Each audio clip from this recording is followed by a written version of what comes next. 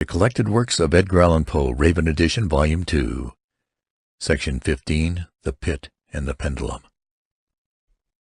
I was sick unto death with that long agony, and when they at length unbound me, and I was permitted to sit, I felt that my senses were leaving me. The sentence, the dread sentence of death, was the last of distinct accentuation which reached my ear.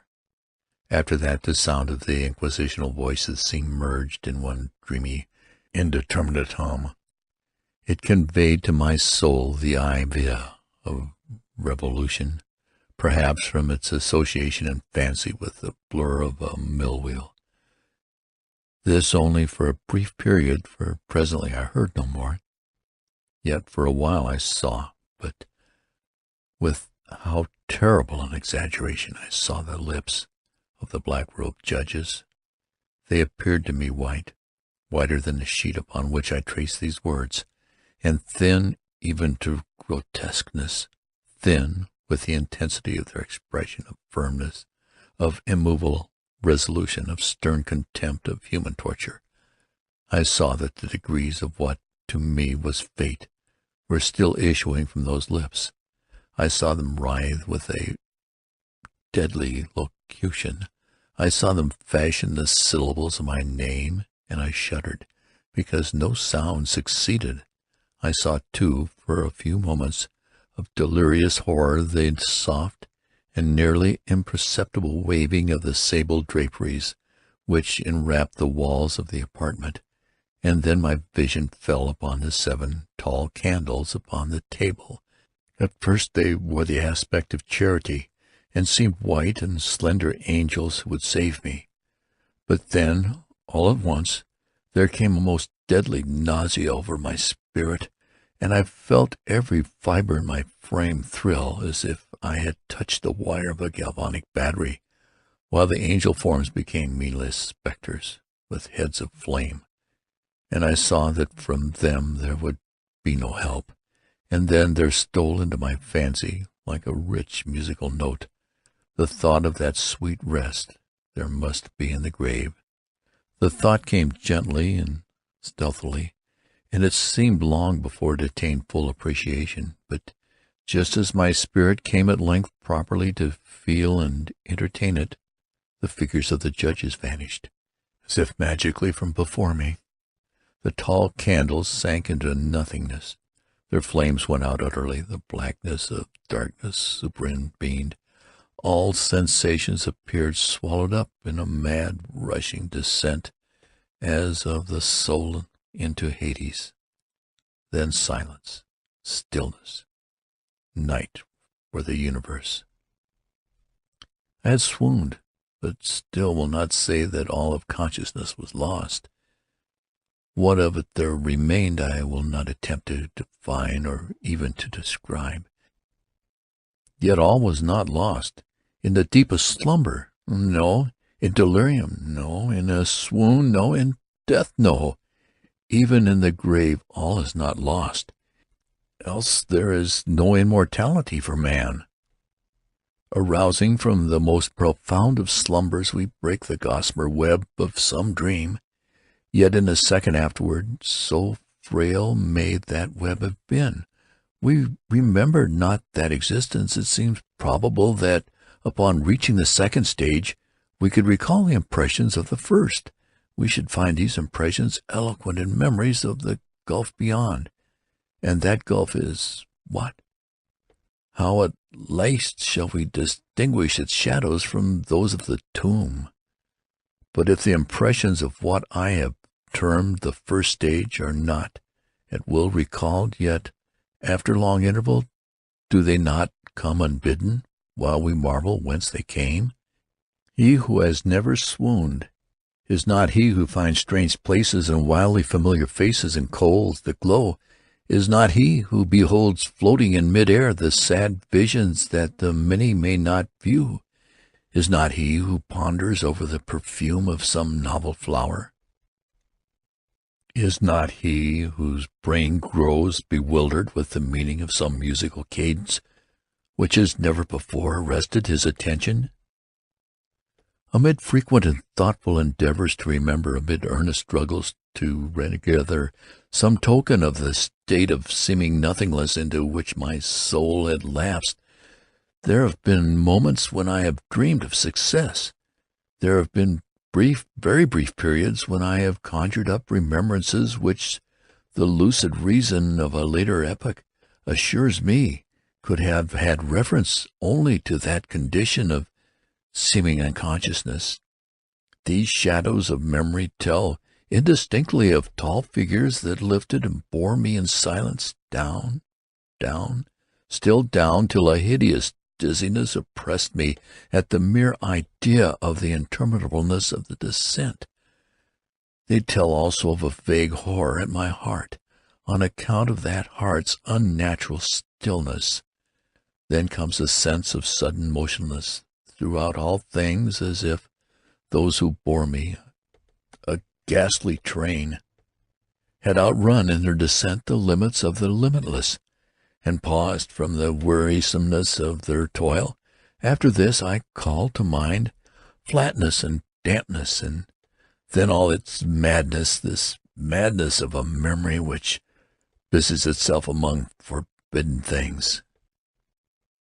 Very suddenly there came back to my soul motion and sound, the tumultuous motion of the heart, and in my ears the sound of its beating.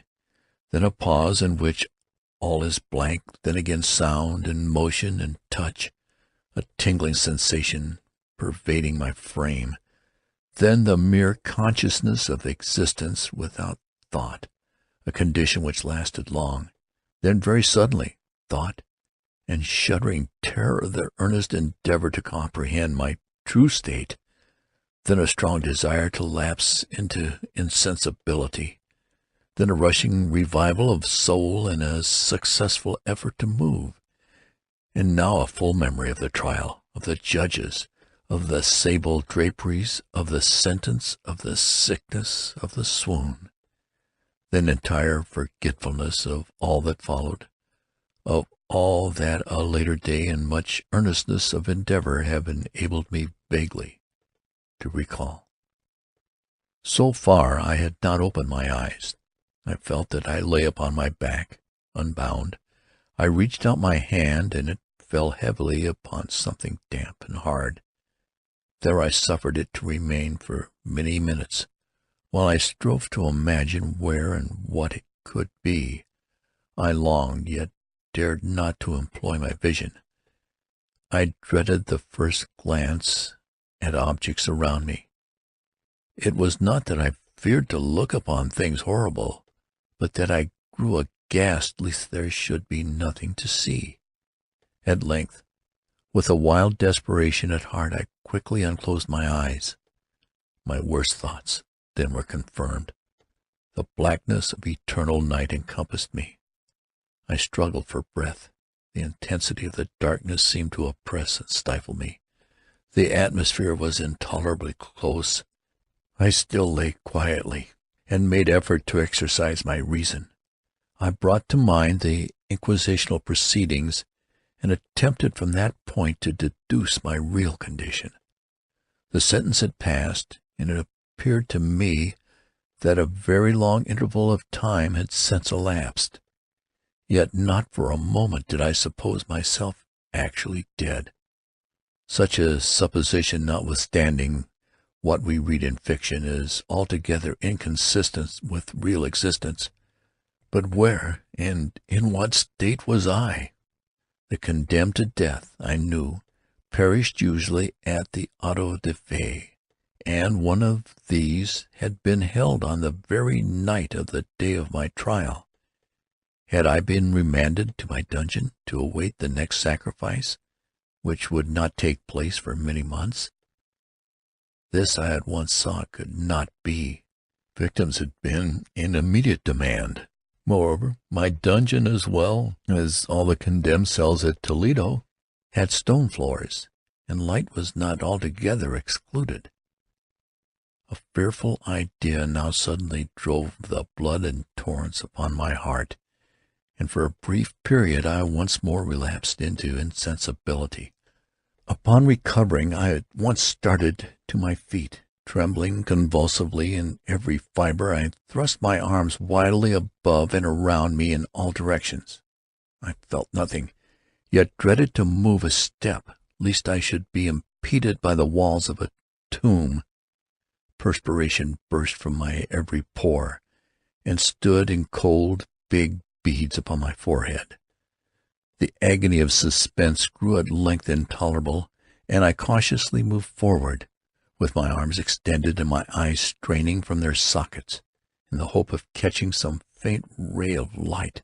I proceeded for many paces, but still all was blackness and vacancy.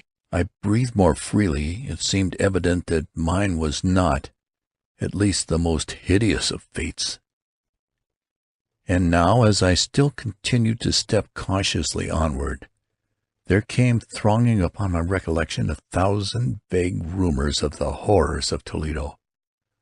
Of the dungeons there had been strange things narrated, fables. I had always deemed them but yet strange, and too ghastly to repeat save in a whisper. Was I left to perish of starvation in this subterranean world of darkness? Or what fate, perhaps even more fearful, awaited me? That the result would be death, and a death of more than customary bitterness, I knew too well the character of my judges to doubt. The mode and the hour were all that occupied or distracted me. My outstretched hands at length encountered some solid obstruction. It was a wall, seemingly of stone masonry, very smooth, slimy, and cold.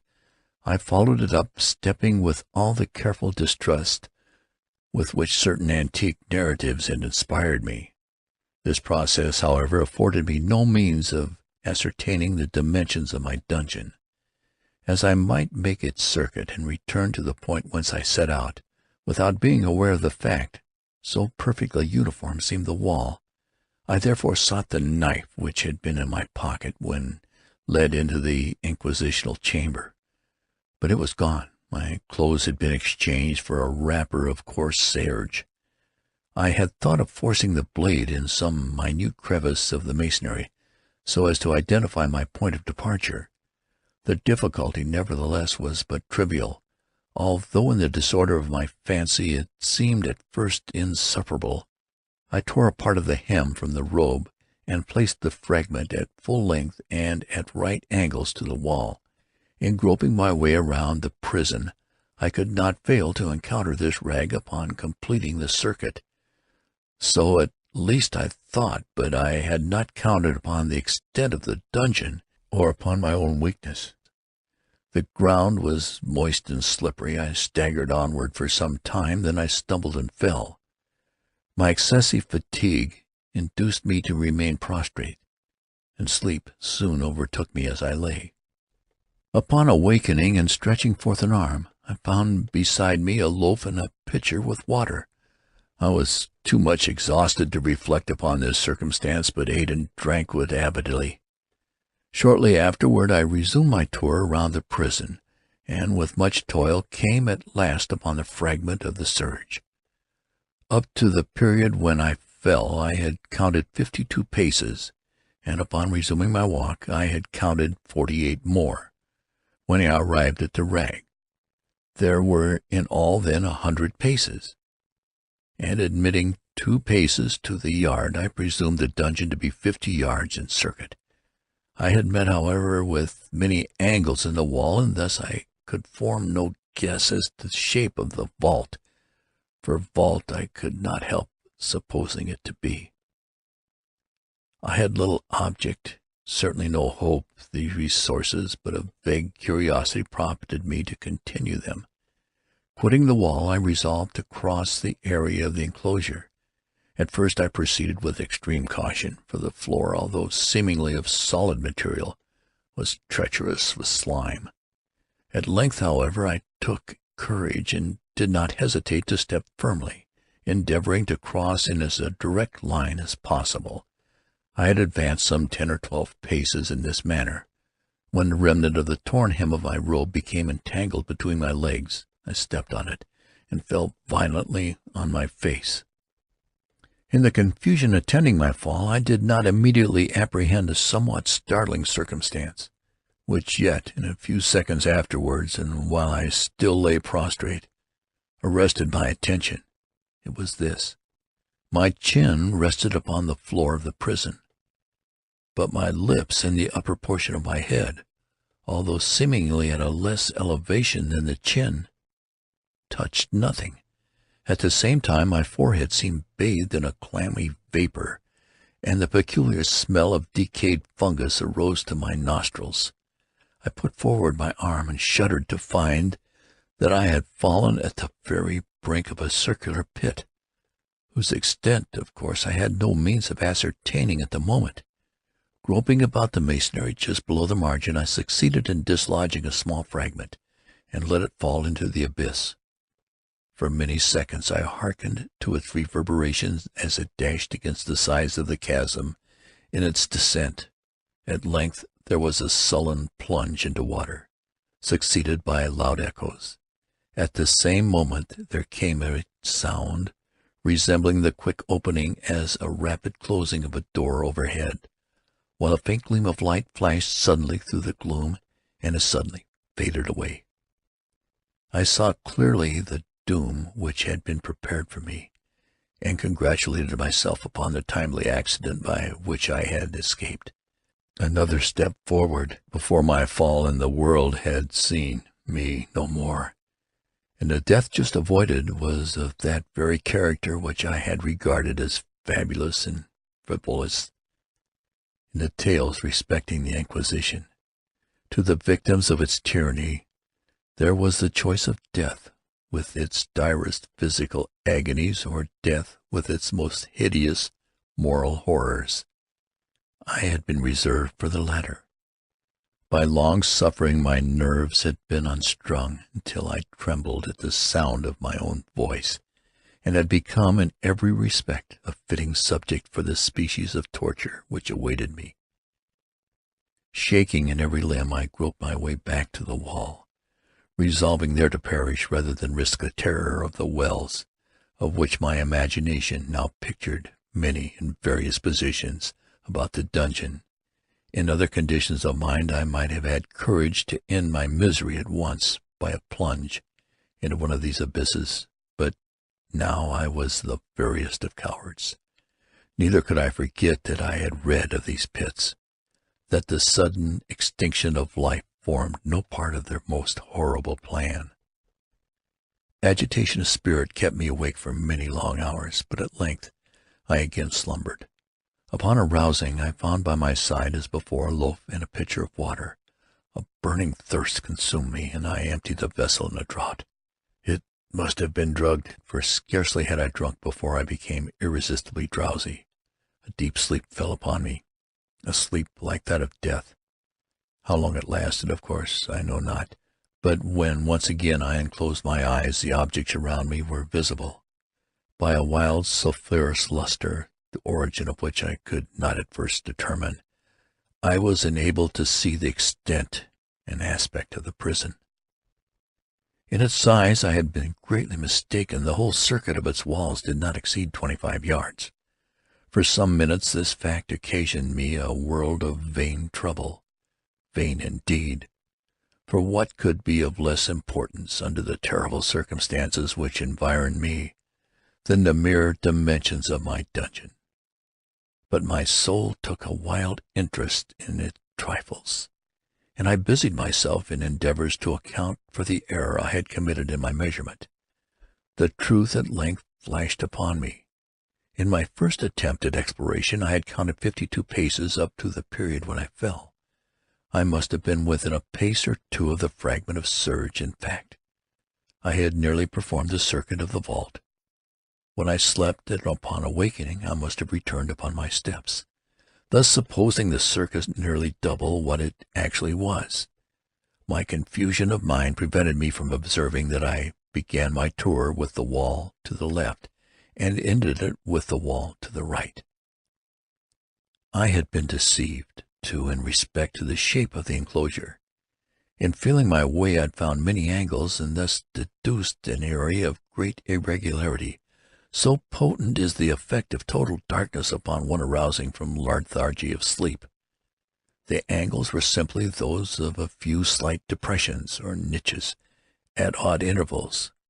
The general shape of the prison was square.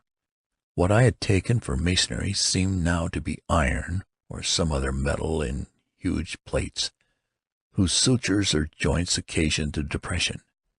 The entire surface of this metallic enclosure was rudely daubed in all the hideous and repulsive devices to which the charnel superstition of the monks has given rise.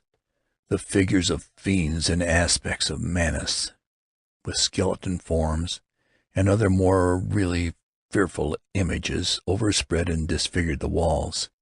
I observed that the outlines of these monstrosities were sufficiently distinct, but that the colors seemed faded and blurred, as if from the effects of a damp atmosphere. I now noticed the floor, too, which was of stone.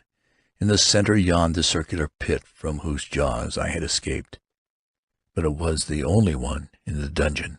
All this I saw indistinctly and by much effort, for my personal condition had been greatly changed during slumber.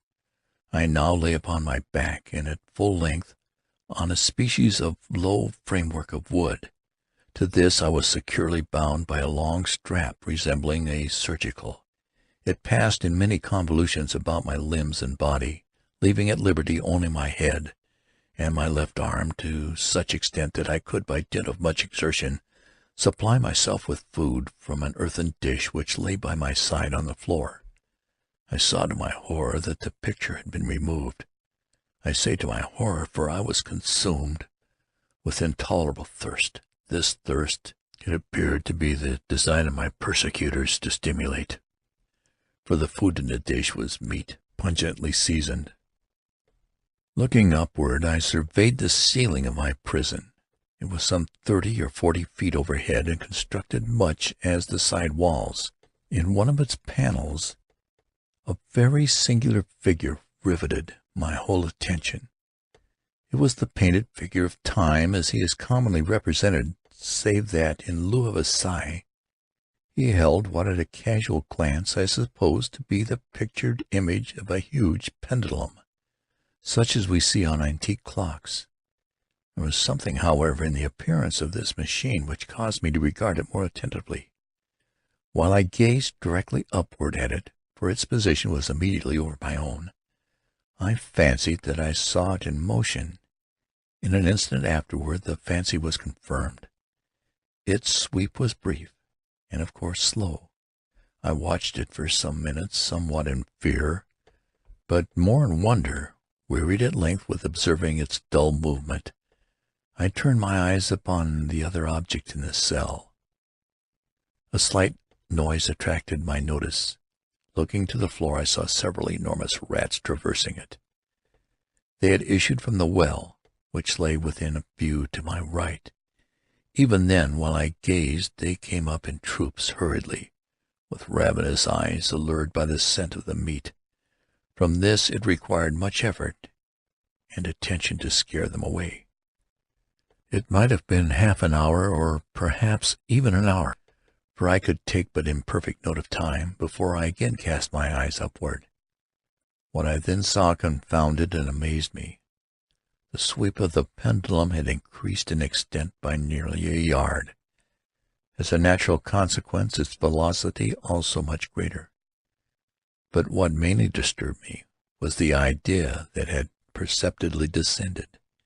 I now observed, with what horror it is needless to say, that its neither extremity was formed of a crescent of glittering steel, about a foot in length from horn to horn, the horns upward, and the under edge evidently as keen as that of a razor. Like a razor also, it seemed massy and heavy, tapering from the edge into a solid and broad structure above. It was appended to a weighty rod of brass, and the whole hissed as it swung through the air. I could no longer doubt the doom prepared for me by monkish ingenuity and torture. My cognizance of the pit had become known to the inquisitional agents, the pit whose horrors had been destined for so bold a resident as myself, the pit, typical of hell and regarded by rumor as the ultima thule of all their punishments. The plunge into this pit I had avoided by the merest of accidents. I knew that surprise or entrapment into torment formed an important portion of all the grotesquerie of this dungeon death. Having failed to fall, it was no part of the demon plan to hurl me into the abyss, and thus, there being no alternative, a different and a milder destruction awaited me. Milder. I half smiled in my agony as I thought of such application of such a term. What boots it to tell of the long, long hours of horror more than mortal during which I counted the rushing vibrations of the steel, inch by inch, line by line, with the descent only appreciable at intervals that seemed ages. Down and still down it came. Days passed. It might have been that many days passed ere it swept so closely over me as to fan me with its acrid breath. The odor of the sharp steel forced itself into my nostrils. I prayed, I wearied heaven with my prayer for its more speedy descent. I grew frantically mad and struggled to force myself upward against the sweep of the fearful Stentor. And then I fell suddenly calm, and lay smiling at the glittering death, as a child at some rare bauble. There was another interval of utter insensibility. It was brief, for upon again lapsing into life there had been no perceptible descent in the pendulum, but it might have been long, for I knew there were demons who took note of my swoon, and who could have arrested the vibration at pleasure. Upon my recovery, too, I felt very, inexpressibly sick and weak, as if through long inanition. Even amid the agonies of that period, the human nature craved food. With painful effort, I outstretched my left arm as far as my bounds permitted, and took possession of a small remnant which had been spared me by the rats. As I put a portion of it in within my lips, there rushed to my mind a half-formed thought of joy, of hope. Yet what business had I with hope? It was, as I say, a half-formed thought. Man has many such which are never completed. I felt that it was of joy, of hope, but felt also that it had perished in its formation. In vain I struggled to perfect, to regain it. Long suffering had nearly annihilated all my ordinary powers of mind. I was an imbecile, an idiot. The vibration of the pendulum was at right angles to my length. I saw that the crescent was designed to cross the region of my heart. It would fray the serge of my robe. It would return and repeat its operations again and again. Notwithstanding terrifically wide sweep, some 30 feet or more, and its hissing vigor of its descent, sufficient to sunder these very walls of iron, still the fraying of my robe would not be all that for several minutes it would accomplish. And at this thought I paused. I dared not go further than this reflection. I dwelt upon it with the pertinacity of attention, as if in so dwelling I could arrest here the descent of the steel. I forced myself to ponder upon the sound of the crescent as it should pass across the garment, upon the peculiar thrilling sensation which the friction of cloth produces on the nerves. I pondered upon all this frivolously until my teeth were on edge. Down, steadily down it crept. I took a frenzied pleasure in contrasting its downward with its lateral velocity, to the right, to the left, far and wide, with the shriek of a damned spirit, to my heart with the stealthy pace of the tiger. I alternately laughed and howled as the one or the other idea grew predominant. Down, certainly relentlessly down, it vibrated within 3 inches of my bosom. I struggled violently, furiously to free my left arm. This was free only from the elbow to the hand. I could reach the ladder, from the platter beside me to my mouth, with great effort, but no farther. Could I have broken the fastening above the elbow?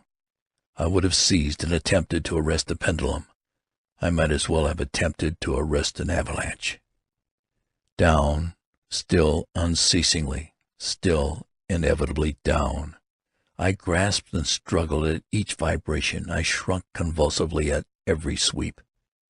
My eyes followed its outward or upward whirls with the eagerness of the most unseeming despair. They closed themselves spasmodically at the descent. Although death would have been a relief, oh, how unspeakable! Still I quivered in every nerve to think how slight a sinking of the machinery would precipitate that keen, glistening axe upon my bosom. It was hope that prompted the nerve to quiver, the frame to shrink. It was hope, the hope that triumphs on the rack, that whispers to the death-condemned even in the dungeons of the Inquisition. I saw that some 10 or 12 vibrations would bring the steel in actual contact with my robe, and with this observation there suddenly came over my spirit all the keen, collected calmness of despair. For the first time during many hours, or perhaps days, I thought, it now occurred to me that the bandage, or surgical, which enveloped me was unique. I was tied by no separate cord. The first stroke of the razor-like crescent athwart any portion of the band would so detach it that it might be unwound from my person by means of my left hand. But how fearful in that case the proximity of the steel! The result of the slightest struggle, how deadly! Was it the pendulum? Dreading to find my faint, and as it seemed in last hope frustrated, I so far elevated my head as to obtain a distinct view of my breast. The surgical enveloped my limbs and body close in all directions, save in the path of the destroying crescent. Scarcely had I dropped my head back into its original position when there flashed upon my mind what I could not better describe than as the unformed half of that idea of deliverance to which I have previously alluded, and of which moiety only floated interminably through my brain when I raised food to my burning lips. The whole thought was now present, feeble, scarcely sane, scarcely definite, but still entire. I proceeded at once, with the nervous energy of despair, to attempt its execution. For many hours the immediate vicinity of the low framework upon which I lay had been literally swarming with rats. They were wild, bold, ravenous, their red eyes glaring up upon me as if they waited, but for motionless on my part, to make me their prey. To what food, I thought, have they been accustomed in the well? They had devoured, in spite of all my efforts to prevent them, all but a small remnant of the contents of the dish. I had fallen into an habitual seesaw, or wave of the hand, about the platter, and at length the unconscious uniformity of the movement deprived it of effect. In their voracity the vermin frequently fastened their sharp fangs on my fingers. With their pesticles of the oily and spicy veid which now remained, I thoroughly rubbed the bandage wherever I could reach it, and then, raising my hand from the floor, I lay breathlessly still. At first the ravenous animals were startled and terrified at the change. At the cessation of movement they shrank alarmedly back. Many sought the well, but this was only for a moment. I had not counted in vain upon their voracity. Observing that I remained without motion, one or two of the boldest leaped upon the framework and smelt of the surgical. This seemed the signal for a general rush. Forth from the well they hurried, their fresh troops. They clung to the wood, they overran it, and leaped in hundreds upon my person. The measured movement of the pendulum disturbed them not at all. Avoiding its stroke, they busied themselves with the anointed bandage. They pressed, they swarmed upon me in ever-accumulating heaps. They writhed upon my throat, their cold lips sought my own. I was half stifled by their thronging pressure. Disgust, for which the world has no name, swelled my bosom and chilled with heavy clamminess my heart. Yet 1 minute, and I felt that the struggle would be over. Plainly I perceived the loosening of the bandage. I knew that in more than one place it must already be severed. With a more than human resolution, I lay still. Nor had I erred in my calculations, nor had I endured in vain. At length I felt that I was free. The surgical hung in ribbons from my body, but the stroke of the pendulum already pressed upon my bosom. It had divided the serge of the robe, it had cut through the linen beneath. Twice again it swung, and a sharp sense of pain shot through every nerve. But the moment of escape had arrived. At a wave of my hand, my deliverers hurried tremulously away. With steady movement, cautious, sidelong, shrinking, and slow, I slid from the embrace of the bandage and beyond the reach of the shimmer. For the moment, at least, I was free. Free, and in the grasp of the Inquisition. I had scarcely stepped from my wooden bed of horror upon the stone floor of the prison, when the motion of the hellish machine ceased, and I beheld it drawn up, by some invisible force, through the ceiling. This was a lesson in which I took desperately to heart. My every motion was undoubtedly watched. Free, I had but escaped death in one form of agony, to be delivered into worse than death in some other. With that thought, I rolled my eyes nervously around the barriers of iron that hemmed me in. Something unusual, some change which at first I could not appreciate distinctly, it was obvious, had taken place in the apartment. For many minutes of a dreamy and trembling abstraction I busied myself in vain, unconnected conjecture. During this period I became aware for the first time of the origin of the sulphurous light which illuminated the cell. It proceeded from a fissure about half an inch in width, extended entirely around the prison at the base of the walls, which thus appeared and were completely separated from the floor. I endeavored, but of course in vain, to look through the aperture. As I arose from the attempt, the mystery of the alteration of the chamber broke at once upon my understanding. I had observed that, although the outlines of the figures upon the walls were sufficiently distinct, yet the colors seemed blurred and indefinite. These colors had now assumed, and were momentarily assuming, a startling and most intense brilliancy, that gave to the spectral and fiendish portraitures the aspect that might have thrilled even firmer nerves than my own. Demon eyes of a wild and ghastly vivacity glared upon me in 1,000 directions, where none had been visible before, and gleamed with the lurid luster of a fire that I could not force my imagination to regard as unreal. Unreal! Even while I breathed, there came to my nostrils the breath of the vapor of heated iron. A suffocating odor pervaded the prison. A deeper glow settled each moment in the eyes that glared at my agonies. A richer tint of chrism confused itself over the pictured horrors of blood. I panted. I gasped for breath. There could be no doubt of the design of my tormentors. Oh, most unrelenting, oh, most demonic of men! I shrank from the glowing metal to the center of the cell. Amid the thought of the fiery destruction that impended, the idea of the coolness of the well over my soul like balm. I rushed to its deadly brink. I threw my straining vision below. The glare from the enkindled roof illuminated its innermost recesses. Yet for a wild moment did my spirit refuse to comprehend the meaning of what I saw. At length it forced. It wrestled its way into my soul. It burned itself upon my shuddering reason. Oh, for a voice to speak! Oh, horror! Oh, any horror but this! With a shriek, I rushed from the margin and buried my face in my hands, weeping bitterly.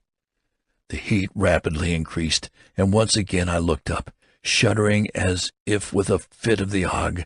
There seemed to be a second change in the cell, and now the change was obviously in the form.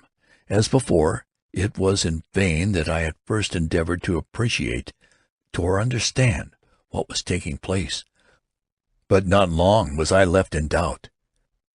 The inquisitional vengeance had been hurried by my twofold escape, and there was to be no more dallying with the king of terrors. The room had been square. I saw that the two of this iron angles were now acute, two consequently obtuse. The fearful difference quickly increased with a low rumbling or moaning sound. In an instant the apartment had shifted its form into that of a loggians. But the alteration stopped not here. I neither hoped nor desired it to stop. I could have clasped the red walls to my bosom as a garment of eternal peace. Death, I said, any death but that of the pit.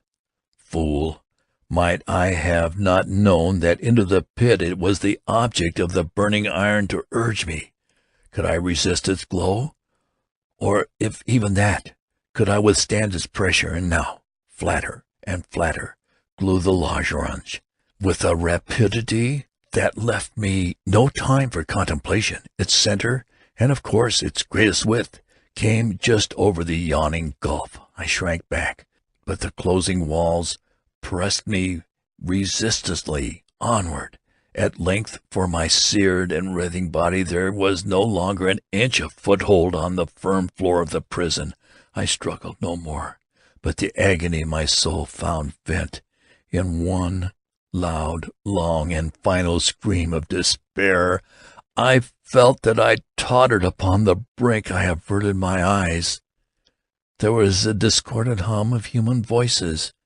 There was a loud blast of many trumpets. There was a harsh grating of 1,000 thunders. The firing walls rushed back. An outstretched arm caught my own as I fell fainting into the abyss. It was that of General Lassalle. The French army had entered Toledo. The Inquisition was in the hands of its enemies.